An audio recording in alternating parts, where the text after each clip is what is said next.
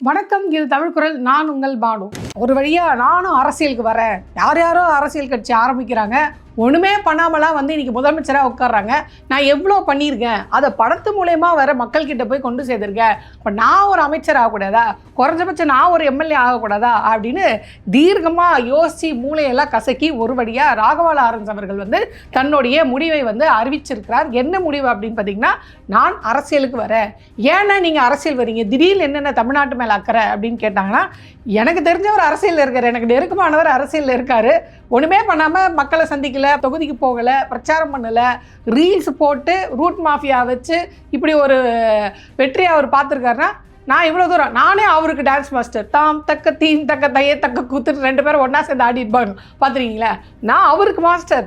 அப்போ அவர் வரும்போது நான் வரக்கூடாதா அப்படின்னு மாஸ்டர் ராகவா லாரன்ஸ் அவர்கள் இப்படி ஒரு முடிவு எடுத்திருக்காரு. ஆனால் அந்த முடிவிலும் ஒரு 18 நிமிஷத்துக்கு ஒரு வீடியோ போட்டு கூட அந்த வீடியோவில் கட் அண்ட் கிளியராக நான் இந்த கட்சியை சார்ந்தவங்களோட போகிறேன், இவங்களோட தொடர்ந்து பயணிக்க போகிறேன் அப்படின்லாம் சொல்லாமல் சாய்ஸ் இஸ் யோர்ஸ் அப்படின்ட்டு நம்ம மேலே, அதாவது பொதுமக்கள் மேலே பழிய தூக்கி போட்டாங்க. கேட்டால் இதை நீங்கள் தான் எங்களை அரசியல் வர சொன்னீங்க. அதை நான் இதை பார்க்கும்போது எனக்கு சின்னம்மா தான் ஞாபகம் வராங்க. இப்படி தான் அம்மையார் ஜெயலலிதா அவங்களுடைய மறைவுக்கு அப்புறமா சசிகலா அம்மையார் எனக்கு வேண்டாம், அம்மையார் இருந்த ஜெயலலிதா அம்மையார் இருந்த இடத்துல நான் வரமாட்டேன் அப்படின்னு அடம்பிடிச்சாங்க. உடனே கட்சிக்காரங்களாம் போய் வலுக்கட்டாயமா அம்மா நீங்கள் வந்து தான் ஆகணும் அப்படின்னு சொன்னாங்க. அதுக்கப்புறம் அந்த அம்மா வந்தாங்க. அவங்களாம் விருப்பப்பட்டு வரல, கட்சிக்காரங்க கூப்பிட்டு வந்தாங்க. அந்த மாதிரி இப்போ மொத்தமாக பழியை தூக்கி நம்ம மேலே, நீங்கள் சொன்னதுனால் நான் வந்தேன் அப்படின்னு நாளைக்கு சொன்னோம் இல்லையா, அதனால சொல்லிட்டார், நீங்கள் முடிவு பண்ணுங்கள் நான் அரசியலுக்கு வரணுமா வேண்டாமான்னு. இப்போ நான் கேட்குறேன், நாங்களாம் முடிவு பண்ணி சொன்ன வீடியோ போடுங்க அரசியலுக்கு வாங்கன்னு. அங்கே நீங்களாம் முடிவு பண்ணி தானே வீடியோ போட்டிங்க நான் அரசியலுக்கு வரேன்னு. இப்போ இது அரசியலுக்கு வேணுமா வரணுமா அப்படின்றது மக்கள்கிட்ட சொல்கிறேன்னா இந்த பழியை போடுறதுக்காக தான்.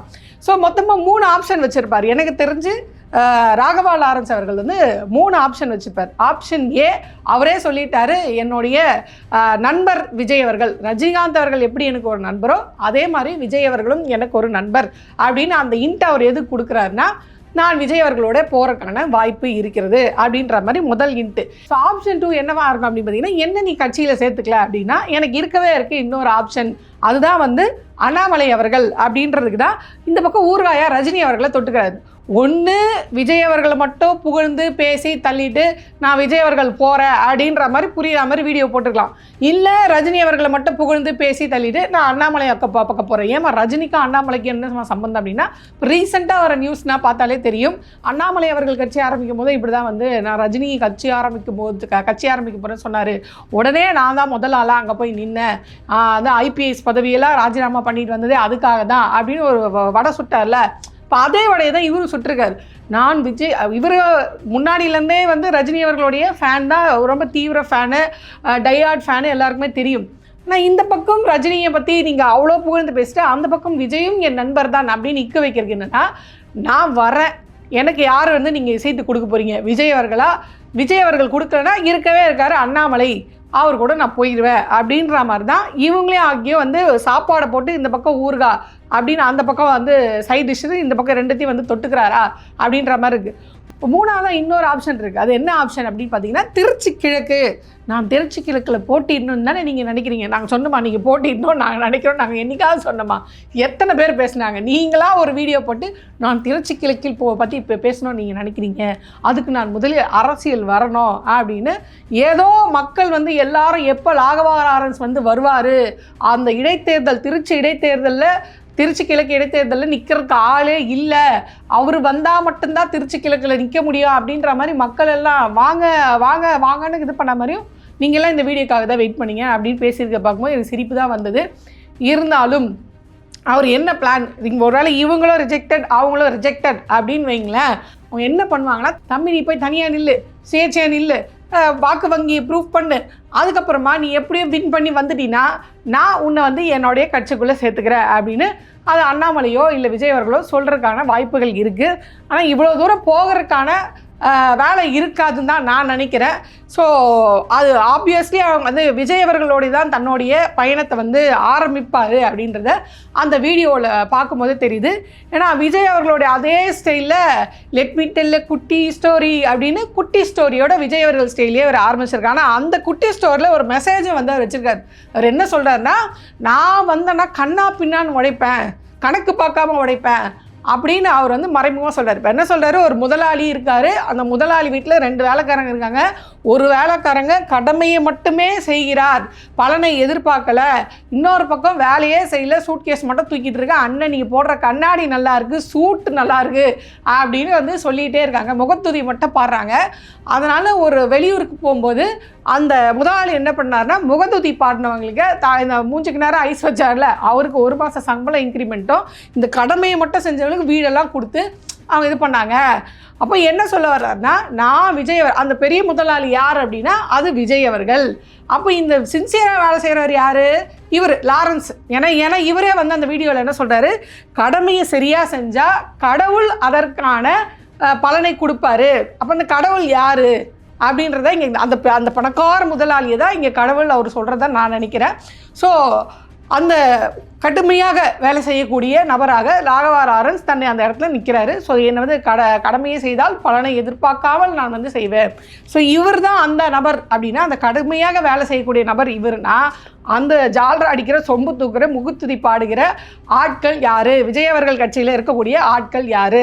இப்போ ஏன் இவர் விஜய் கூட தான் போவார் அப்படின்னு நீங்கள் சொல்கிறீங்க அப்படின்றத கொஸ்டினுக்கு நான் ஆன்சர் சொல்கிறேன். இப்போது இந்த ஸ்டோரி மூலிமா என்ன சொல்கிறாருன்னா, இப்போ யாரெல்லாம் விஜய் அவர்களுக்கு கூட இருந்து குளிப்படுத்திட்டு இருக்காருன்னா, நம்பர் 1 வளர்ந்த மனிதன் ஒருத்தர் இருக்கார் பார்த்தீங்களா, ஆதவர்ஜுனா. பல கட்சி தலைவர்கள் வந்து பொதுமக்களே, ஏன் இன்னைக்கு டிவிக்கே சார்ந்தவங்களே சொல்கிறாங்க, இவர் தான் ஆக்டிவ் சீஃப் மினிஸ்டர் மாதிரி இருக்கார், சீஃப் மினிஸ்டர் சும்மா தான் இருக்கார், இவர் தான் எல்லாமே பண்ணிகிட்டு இருக்காரு அப்படின்ட்டு.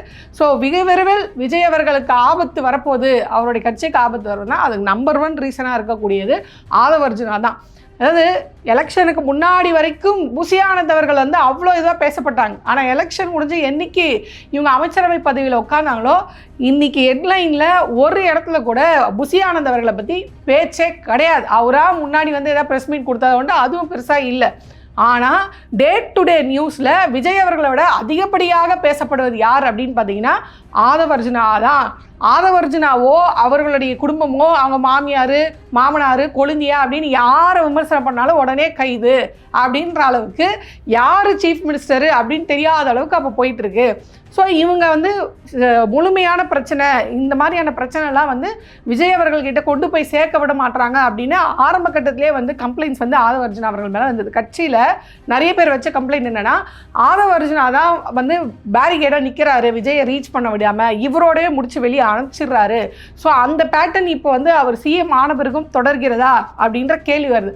அப்போது இவர் ராகவா லாரன்ஸ் என்ன சொல்கிறாருன்னா, நான் அவங்கள மாதிரி வந்து சும்மாலாம் உனக்கு வந்து முகத்துதியில் பாட மாட்டேன், நான் கஷ்டப்பட்டு உழைப்பேன், உழைக்கிறதுனால விஜய் அண்ணனே வந்து எனக்கு என்ன பண்ணுவார், ப்ரமோஷன் கொடுப்பாரு, என்ன மேலே மேலே உயர்த்துவார். ஸோ ராகவா லாரன்ஸ் அவர்கள் இந்த டிவிக்குள்ளே என்ட்ரி கொடுக்குறது அப்படின்றது, நான் அந்த கடுமையாக உழைத்து வீடெல்லாம் வாங்கின பார்த்தீங்களா அந்த வேலைக்கார மாதிரி இந்த பக்கம் ஆதவர்ஜுனாவோ இல்லை புசி ஆனந்தோ இன்னும் முகத்துதி விஜய் அவர்களுக்கு பாடிக்கொண்டு உண்மையான பிரச்சனையை கொண்டு போய் விஜயிடம் சேர்க்காமல் இருக்கிறாங்க பார்த்தீங்களா, அவர்கள் வெகு விரைவில் 1 மாத சம்பள உயர்வோடு வீட்டுக்கு அனுப்பப்படுவார்கள் அப்படின்னு அவரோட என்ட்ரி மூலமா யாருக்கு ஆப்பு வைக்க போகிறாங்க அப்படின்றத ரொம்ப தெளிவாக சொல்லியிருக்காங்க. ஸோ இது டிவிக்கேக்குள்ளே விஜய் அவர்கள் போனான். ரெண்டாவது யார் ரொம்ப வருத்தப்பட்ட விஷயம் என்ன அப்படின்னு பார்த்தீங்கன்னா, ரஜினி அவர்கள் வந்து கட்சி ஆரம்பிக்கிறதா இருந்தார், அதுதான் நீ வருத்தப்பட்ட விஷயமாப்பா அப்படின்னு கேட்காதீங்க. கட்சி ஆரம்பிக்கிறதா இருந்தாலும் நாங்களாம் பெருசாக செய்கிறதா இருந்தோம். நாங்கள் வந்து போய் எங்கள் அம்மா கிட்ட போய் சொன்னேன், நான் அது மாதிரி பாலிடிக்ஸ் போகலான்னு. அம்மா வந்து சொன்னாங்க, பேசவே இல்லை. 2 நாள் என்கிட்ட எங்கள் அம்மா பேசவே இல்லை. ஏன் பேசலை அப்படின்னா, பாலிடிக்ஸ் உனக்கு வேணாம், பாலிடிக்ஸ் வந்து சாக்கடையாக இருக்கிறது. சரி, இப்போ என்ன ஆயிருக்கு, அண்ணன் வந்து 2 வாரத்தில் சாக்கடையெல்லாம் க்ளீன் பண்ணிட்டாரு. அது எப்படிப்பா 30 நாளில் அண்ணன் எல்லா சாக்கடையும் க்ளீன் பண்ண மாதிரி எங்களுக்கு ஒன்றும் தெரியலையப்பா, இருக்க விட இன்னும் துர்நாற்றம் அதிகமாக தானேப்பா வீசிகிட்டு இருக்கு. ஏன் அவங்க அம்மாவுக்கு மூக்கில் ஏதாவது பிரச்சனையா இல்லை கண்ணில் ஏதாவது கோளாரா? இதுக்கு முன்னாடி அரசு சாக்கடையாக இருந்ததான் அண்ணன் வந்தவொடனே 30 நாளில் வந்து சாக்கடையெல்லாம் சரி பண்ணிட்டாங்களாம். நேற்று நியூஸை பார்க்க சொல்லுங்கள், உங்கள் மம்மியை போய் என்ன பண்ணுங்கள், பெரிய டிவியாக ஒன்று வாங்கி கொடுத்து நியூஸ் டெய்லி என்ன போகுது, முன்ன ஆட்சிக்கும் இந்த ஆட்சிக்கும் தொழில்துறையிலேருந்து பெண்கள் பாதுகாப்புலேருந்து கல்வியிலேருந்து எல்லாமே என்ன ஆயிட்டுருக்கு அப்படின்னு போய் பார்க்க சொல்லுங்கள். குறிப்பாக பெண்கள் பாதுகாப்பையும் சட்டம் ஒழுங்கு எப்படி இருக்குன்னு மம்மியை போய் பார்க்க சொல்லுங்கள். அப்போ தான் தெரியும்.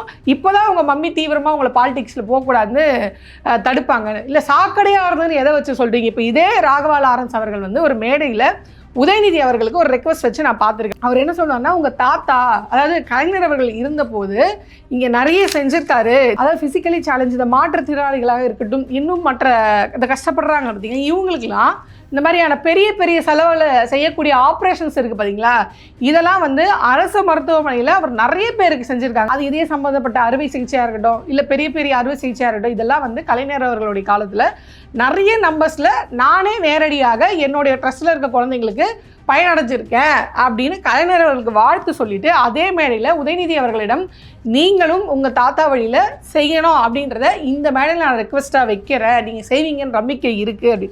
எப்படி அது சாக்கடைன்னு தெரிஞ்சு அந்த உதவியை அந்த மேடையில் நீங்கள் உதயநிதி அவர்கள்கிட்ட கேட்டீங்க. இப்போ அந்த சாக்கடையிலேருந்து எப்படி நீங்கள் வந்து உங்களை சார்ந்து இருக்கக்கூடிய குழந்தைங்களோ இல்லை எந்த குழந்தைங்களா இருந்தாலும் இவ்வளோ அறுவை சிகிச்சைகள் இவ்வளோ நன்மைகள் வந்து இந்த அரசு செஞ்சதுன்னு சொன்ன அதே வாய் தான் இன்றைக்கி அண்ணன் வந்த பிறகு இந்த சாக்கடை க்ளீன் ஆகிருக்கு அப்படின்னு அம்மா சொல்லியிருக்காங்கன்னு சொல்லும்போது தான் கவலைக்குரிய விஷயமா இருக்குது. இதுதான் கலைஞர் அவர்கள் சொல்வார், நம்மளால் பயனடைந்தவர்கள் நம்மளிடம் நன்றியுடன் இருக்கணும் அப்படின்னு நம்ம எதிர்பார்க்கக்கூடாது அப்படின்னு சொல்லுவாங்க. அது எவ்வளோ 100க்கு 100 உண்மையாக இருக்கிறது அப்படின்றத இன்றைக்கி அரசியல் சூழல், இந்த அரசியல் சூழல் சொன்ன உடனே தான் எனக்கு இன்னொரு ஞாபகம் வருது. இந்த அரசியல் சூழல் காரணமாக நாங்கள் வந்து வருகிறோம். எனக்கு புரியல, கம்யூனிஸ்ட் கட்சியிலேருந்து இவர் ராகவா லாரன்ஸ் அவர்கள் வரைக்கும் சொல்கிற ஒரே வார்த்தை ரிப்பீட்டடாக இன்னி இருக்கக்கூடிய அரசியல் சூழல், இப்போ இருக்கக்கூடிய அரசியல் சூழல் அப்படின்னு சொல்கிறாங்க. என்ன அரசியல் சூழல் சொல்லுங்கள், என்ன அரசியல் சூழல்? ஒரே சூழல் தான். அவங்க புரிஞ்சுக்கிட்டாங்க, இனிமேல் நம்ம வந்து ஒரு அமைச்சர் ஆகணும் அப்படின்னா நீங்கள் வந்து கட்சி பாடுபடுறது, கொள்கை, மக்களுக்காக போய் களத்தில் நிற்கிறது, இதெல்லாம் எதுவுமே செய்ய வேணாம். ரீல்ஸ் பண்ணி போட்டால் போதும், ஒரு நடிகர் முன்னாடி ஓடினா போதும், ரூட் மாஃபியாவுக்கு பணம் கொடுத்து செட் பண்ணி ரீல்ஸ் போட வச்சா போதும், எதுவுமே பண்ணாத விஜய் அவர்களே வந்து வராருனா நான் அவரோட நல்லா டான்ஸ் ஆடுவேன், அவரோட நல்ல என்ஜிஓக்கள் மூலிமா நிதியை வாங்கி இதை செஞ்சேன் அது செஞ்சேன்னு ஏதோ இவர் பாக்கெட்லேருந்து பாக்கெட்லேருந்து காசு எடுத்து செஞ்ச மாதிரி செய்வார். சரி, அப்படி இருந்தாலும் அதை செய்கிறதுக்கு இந்த மாதிரி விளம்பரப்படுத்துறதுக்கு ஒரு மனது வேணும் இல்லையா? என்ஜிஓ கிட்டேருந்து காசை வாங்கி அதை செய்தாலும் அதை விளம்பரப்படுத்தி நான் இப்படி செய்தேன் அப்படின்னு சொல்கிறதுக்காக பாலா மாதிரி அவருக்கும் வந்து ஒரு நல்ல மனசு இருக்கு இல்லையா? ஸோ அந்த நல்ல மனசை மட்டுமே இதுவாக காரணமாக வச்சு அவர் வந்து காட்டுறார், நான் வந்து அரசியலுக்கு வருகிறேன் அப்படின்னு சொல்லி அவர் காட்டுறாரு. ஸோ இப்போ என் கேள்வி என்னென்னா, இவர் இன்னொரு விஷயம் வந்து அவர் பேசுகிறார். என்ன விஷயம் அப்படின்னா, நான் ஜல்லிக்கட்டின் மூலியமாகத்தான் முதலாக அரசியலுக்கு வந்தேன். அந்த வீடியோவில் அவர் என்ன சொல்கிறாருன்னா, நான் சாப்பாடு போடத்தான் அந்த இடத்துக்கு போனேன், அப்புறம் இப்படி மழுப்பிடுறாரு. ஏன் அவர் வந்து அந்த சாப்பாடு போட தான் அந்த இடத்துக்கு போனால் அப்புறம் வந்து மழுப்புறாரு அப்படின்னா, அவர் செஞ்ச வேலைகள் அந்த மாதிரி. நாங்களாம் ஜல்லிக்கட்டு போராட்டத்தில் அங்கே தான் இருந்தோம், அந்த களத்தில் தான் இருந்தோம். ஸோ ரொம்ப அந்த போராட்டத்தில் பங்கெடுத்தவங்களுக்கு ரொம்ப நல்லாவே தெரியும். இவர் தான் அந்த இடத்துல அந்த மைக்கெல்லாம் வந்து கண்ட்ரோல் பண்ணிட்டார். அது ஒரு குறிப்பிட்ட குழு மெயினாக உட்காந்து ஒரே குழுவாக போராடிடுது பார்த்தீங்களா, அந்த குழுக்கள் இது டைவர்ட் ஆகுது, இதுக்கு மேலே இந்த குழுவில் நம்ம இருக்கக்கூடாது அப்படின்னு சொல்லிட்டு தனித்தனி குழுக்களாக போய் பிரியறதுக்கு காரணமாக, டைல்யூட் ஆகிறதுக்கு காரணமாக இருந்தவர் மெயினாக ராகவா லாரன்ஸ் அவர்கள் தான். ஏன்னா அந்த இடத்துல பிஜேபியை பற்றியோ இல்லை மோடி அவர்கள் பற்றியோ ஏதாவது விமர்சனம் வந்தால் உடனே மைக்கை வந்து ஆஃப் பண்ணுறது, மைக்கை அவங்க கிட்டது பிடுங்கிறது. நான் நேரடியாக அந்த களத்தில் வந்து என்ன பார்த்தேன் அப்படின்னு பார்த்தீங்கன்னா, இந்த மாதிரி பேசுகிறாங்க, இந்த மாதிரி காவேரி பிரச்சனைக்காகவும் வேறு பிரச்சனைக்காகவும் பேசும்போது இவர் வந்து மைக்கை வாங்குறாரு. மைக்கு வாங்கினோடனே அந்த கூட்டத்தில் இருக்கவங்களாம் சொல்கிறாங்க, அவங்க சரியாக தானே பேசுகிறாங்க, நீங்கள் எதுக்கு மைக்கை பிடுங்குறீங்க அப்படின்னு சொன்னபோது தான் அந்த மைக்கு திருப்பி வரப்பட்டது. ஆக மோடியை பற்றியோ பிஜேபியை பற்றியோ எந்த விமர்சனமோ வைக்காமல் பார்த்துக்கிட்டதில் அவர் அந்த இடத்துல ரொம்ப சூப்பராக அந்த வேலையை பார்த்தாரு. இது மட்டும் இல்லாமல் அதே கூட்டத்தில் டிஎம்கேவையோ இல்லை ஏடிஎம்கேவையோ அடித்து பேசுனா அதை வந்து என்கரேஜ் பண்ணி வேடிக்கை பார்க்குறது. இப்போ நான் அப்போ வந்து ஏடிஎம்கே பீரியடு, அதனால் அவங்கள அடித்தாங்க அப்படின்னா கூட பரவாயில்ல, சம்மந்தமெல்லாம் டிஎம்கே அடித்தா கூட அதை வந்து என்கரேஜ் பண்ணுறது, பேசி விட்டு வேடிக்கை பார்க்குறது. இப்போது கட்சினா எல்லா கட்சியும் விமர்சனம் பண்ணும்போது ஒரே மாதிரி இருக்கணும். அது பிஜேபியா ஏடிஎம்கேவா டிஎம்கேவா எந்த கட்சியை பற்றி பேசும்போதும் அவங்களுடைய நிலைப்பாடுன்றது ஒரே மாதிரி இருக்கணும். ஆனால் இவங்களை பற்றி பேசும்போது அதை கம்முன்னு வேடிக்கை பார்க்குறது, மோடி அவர்களை பற்றி பிஜேபியை பற்றி பேசும்போது உடனே மைக் ஆஃப் பண்ணுறது, மைக்கோட ஃபுல் கண்ட்ரோலே அவர் தான் வச்சுருந்த மாதிரி அங்கே நடந்துக்கிட்டார். இன்னும் மோசமான ஒரு செய்கை என்ன அப்படின்னு பார்த்தீங்கன்னா, இவர் வந்து ஒரு மெசேஜ் போடுறாரு, ஒரு வீடியோ வந்து அப்போ போடுறாரு, ஜல்லிக்கட்டு பிரச்சனை நடந்தப்போ. அது என்ன சொல்கிறாருன்னா, அந்த எண்ட் ஆஃப் த அந்த ப்ரோட்டஸ்டோடைய லாஸ்ட் நாள் போலீஸ் வந்து அடித்தடி நடத்த போகுது அப்படின்ற மெசேஜ்லாம் வருது. நிறைய பேர் அன்றைக்கி நைட்டே வந்து கிளம்பிடுறாங்க. இது நம்மளை நிறைய பேருக்கு போலீஸோட உண்மையான முகம்லாம் தெரியாது இல்லையா, அப்படி நடக்காது, இத்தனை நாள் அமைதியாக நடந்தது, அந்த மாதிரி ஒரு பெரிய அசம்பாவிதம் இதெல்லாம் நடக்காது அப்படின்னு தான் நிறைய பேர் நம்பிட்டு அங்கே இருந்தாங்க. ஆனால் அந்த அசம்பாவிதம் சரியாக நடக்கிறதுக்கு கொஞ்சம் முன்னாடி ஒரு வீடியோ வந்து என்ன போடுறாரு அப்படின்னு பார்த்தீங்கன்னா, எங்கள் ஸ்டூடெண்ட்ஸ் எல்லாம் வெளியே வந்துட்டாங்க,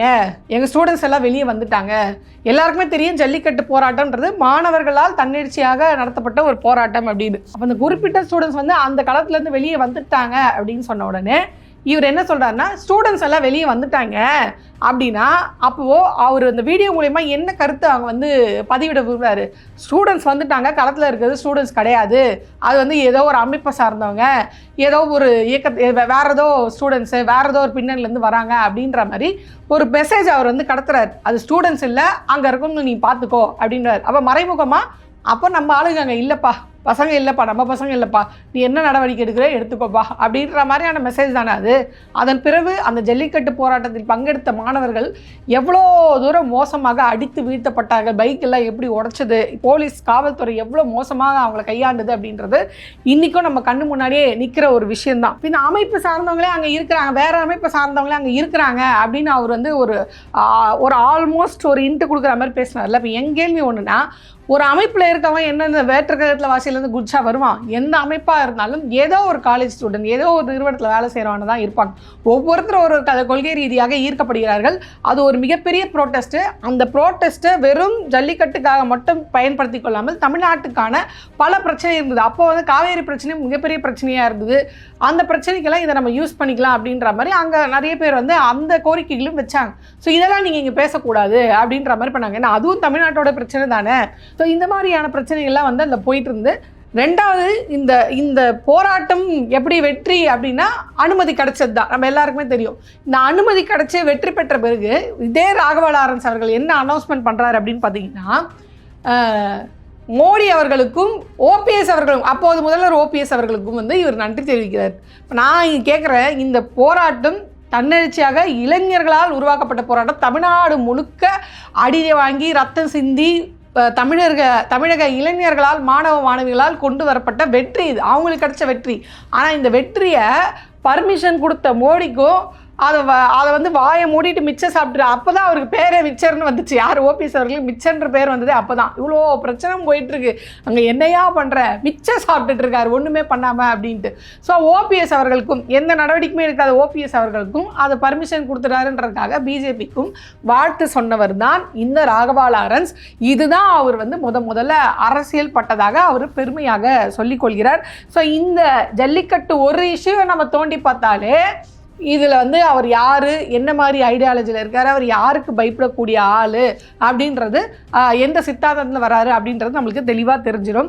ஸோ எனக்கு வருத்தமாக இருக்கிறது அந்த ஒன்று தான். அரசியல் சாக்கடையாக இருந்தது, இப்போ வந்து அந்த அரசியல் சாக்கடையாக இல்லையா அப்படின்ற ஒரே கேள்வி தான். இந்த அரசு மூலியமா இந்த திராவிட கட்சிகள், அது டிஎம்கேவோ ஏடிஎம்கேவோ, இந்த திராவிட கட்சிகள் வளர்த்தெடுத்த இந்த தமிழ்நாடு எந்த நிலைமையில் இருக்குது இன்னைக்கு அப்படின்றத டெல்லியில போய் இதே அண்ணன் தான், விஜய் அண்ணன் தான் வந்து பேசிட்டு வந்திருக்கார். எந்த தேர்தலுக்கு முன்னாடி அந்த அண்ணன் தமிழ்நாடு ஒரு வளர்ச்சியுமே இல்லை, தமிழ்நாடு ஒன்றுமே இல்லாமல் போயிடுச்சு, நாசக்காடாக போயிடுச்சு, திராவிட மாடாச்சில் குறிப்பாக டிஎம்கே பீரியடில் போயிடுச்சுன்னு சொன்னாரோ, அதே அண்ணன் தான் போய் தமிழ்நாடு வந்து 2வது இடத்துல இருக்குது, பெண்கள் பாதுகாப்பில் வந்து சூப்பரான முன்னேற்றம் இருக்குது, கல்வியில் போய் பாருங்கள் இந்த அளவுக்கு முன்னேற்றம், 42% முன்னேற்றம், அப்படி இப்படின்னு சொல்லியிருக்கார். இதெல்லாம் யார் பண்ண சாதனை? போன திமுக ஆட்சியில் பண்ண சாதனை. அந்த சாதனை தான் அண்ணன் போய் பெரிய ஸ்டிக்கராக ஒட்டியிருக்கார். நான் இவர் ஏதோ வந்து 30 நாளில் தமிழ்நாட்டை சர்ன்னு கொண்டு போய் 2வது இடத்துல வந்து நிறுத்தினதாகவும், பெண்கள் பாதுகாப்பில் வந்து இவர் வந்து உயர்த்தினதாகவும், இதில் வந்து $1.5 trillion அளவுக்கு இவர் வந்து இந்தியாவிலே நம்பர் 1 மாநிலமாக தமிழ்நாட்டை மாற்றுவாராம். எப்படி போகிற போக பார்த்தா ஆந்திரா தான் மாறும் போல இருக்குது. உங்களுடைய அமைச்சர்கள் பண்ணுற வேலை ஆந்திரா தான் நம்பர் 1 மாறும் போல இருக்குது. அப்படி போயிட்டுருக்கு. நீங்கள் இப்படியே ரீல்ஸ் பண்ணி போட்டே இருங்க, வர ப்ராஜெக்ட் பூரா ஆந்திராவுக்கு போகும், அப்புறம் 1 trillion அடிச்சு விட்ருவீங்க, நீங்கள் தான் தமிழ்நாடு வந்து நம்பர் 1 இடத்த கொண்டு போய் நிறுத்திடுவீங்க அப்படின்னு. ஸோ இந்த ஸ்டிக்கர் ஓட்டுற மாடல் எல்லாரும் அண்ணன் வந்தோடனே அதிரடி மாற்றம், என்ன மாற்றம் தயவு செய்து சொல்லுங்கள் அப்படின்னா ஒரு மாற்றமும் இருக்காது, ஒன்றுமே இருக்காது, பதிலே இருக்காது. 717 கடை மூணு அது லிஸ்ட்டு கொடுப்பா, பதிலே கிடையாது. அந்த மாதிரி தான், எந்த பதிலுமே இருக்காது, பிளெயின் ஸ்டேட்மெண்ட் தான் இருக்கும். அந்த அண்ணன் ஆட்சிக்கு வந்து சட்ட ஒழுங்கு, பெண் பாதுகாப்பு அவரே சொல்கிறார், இல்லை தனி மனித ஒழுக்கம் சரியாக இருந்தால் மட்டும் தான் இதெல்லாம் சரியாக முடியும். தமிழ்நாட்டோட எந்த பிரச்சனையுமே, அதாவது அது வந்து சட்ட ஒழுங்கு, பெண்கள் பாதுகாப்பு, இப்படி எந்த பிரச்சனையுமே சரியாக கையாள தெரியாத ஒரு அமைச்சர், அதாவது முதலமைச்சர் வந்த பிறகு தான் இந்த சாக்கடைன்ற பாலிடிக்ஸ் சரியாயிருச்சா. இதெல்லாம் நம்ம நம்மனா தான் நம்மளை வந்து ஒத்துப்பாங்க, இல்லைனா வந்து நம்மளை வந்து உடனே கொத்தடிமை அது இதுன்னு சொல்லுவாங்க. யதார்த்தம் இதுதான் டேட்டா, இதுதான் உண்மைன்னு எடுத்து சொன்னாலும் புரிஞ்சுக்கிறது. அந்த அளவுக்கு நிறைய பேரை மேனிப்புலேட் பண்ணி வச்சுருக்காங்க இவங்க. ஸோ அதற்கு இன்னும் அந்த எரியிற நெருப்பு எண்ணெய் ஊற்றுற மாதிரி ஆமாம் அப்படியே நீங்கள் நம்புங்க, எந்த பொய் சொன்னாலும் நம்புங்க, அந்த மாதிரி நம்புற வரையும் தான் என்ன மாதிரி ஆட்கள்லாம் வந்து ஒரு அமைச்சர் ஆக முடியும் அப்படின்ட்டு வந்திருக்காங்க. ஒரே கேள்வி தான், நீங்கள் நடிகர் அதனால் நீங்கள் வரக்கூடாதுன்னு நான் சொல்ல, நீங்கள் என்ஜிஓ கிட்ட காசு வாங்கி நீங்கள் நல்லா செஞ்சீங்க அதில் என்ன பெரிய இது அப்படின்னு சொல்லி நான் என்னோட கேள்வி இல்லை. நீங்கள் செஞ்சீங்க ஓகே, இல்லை நீங்கள் நடிகர் தாராளமாக வரல. என்னோட ஒரே கேள்வி, தமிழ்நாட்டில் இவ்வளோ பிரச்சனைகள் வந்து இந்த மாநிலத்தாக நிறைய பிரச்சனைகள் வந்தது. அது வந்து மும்மொழி கொள்கை, இந்தி திணிப்பு, நிதி பகிர்வு வந்து சரியாக கொடுக்கல, பேரிடர் விதிகளை வந்து மத்திய அரசு சரியாக கொடுக்கல, இந்த மாதிரி நிறைய சிஏஏ பிரச்சனை இருக்குது, வக்பு சட்ட பிரச்சனை இருக்குது, திருப்பரங்குன்ற இஷ்யூ இருக்குது, இந்த மாதிரி அடுக்கிட்டே போகலாம்.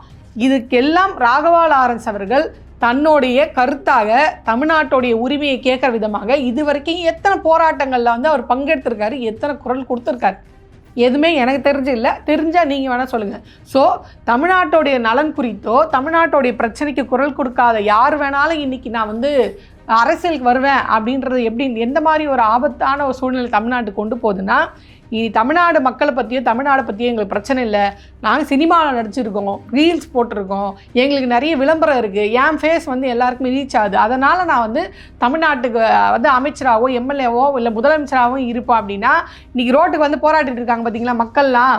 எம்எல்ஏ யாருனே தெரியல, மாற்றம் சொல்லி ஏமாந்துட்டோம் அப்படின்னு சொல்லி கதறிட்டு இருக்காங்களே, இது வெகு விரைவில் தமிழ்நாடு முழுக்க வந்து ஒழிக்கும். ஸோ அந்த மாதிரி ஒரு ஆபத்தான சூழல் தான் தமிழ்நாடு போய் நிற்கிறோடைய நிலைமையில் விஜய் அவர்கள் ஆரம்பித்து வச்சுருக்காரு. அதை பின்தொடர்ந்து ராகவா லாரன்ஸ் அவர்களும் வந்திருக்காரு. ஸோ பொறுத்து இருந்து பார்ப்போம், இவர் விஜய் பக்கம் போகிறாரா, இல்லை விஜய் ரிஜெக்ட் பண்ணி அவர் அண்ணாமலை பக்கம் போகிறாரா, இல்லை ரெண்டுமே இல்லாமல் நான் தனியாக நிற்க போகிறேன், நான் தனிப்பதை அவர் ரஜினி ஃபேனில் என் வழி தனி வழின்னு தனியாக போகிறாரா அப்படின்றத பொறுத்து இருந்து பார்ப்போம்.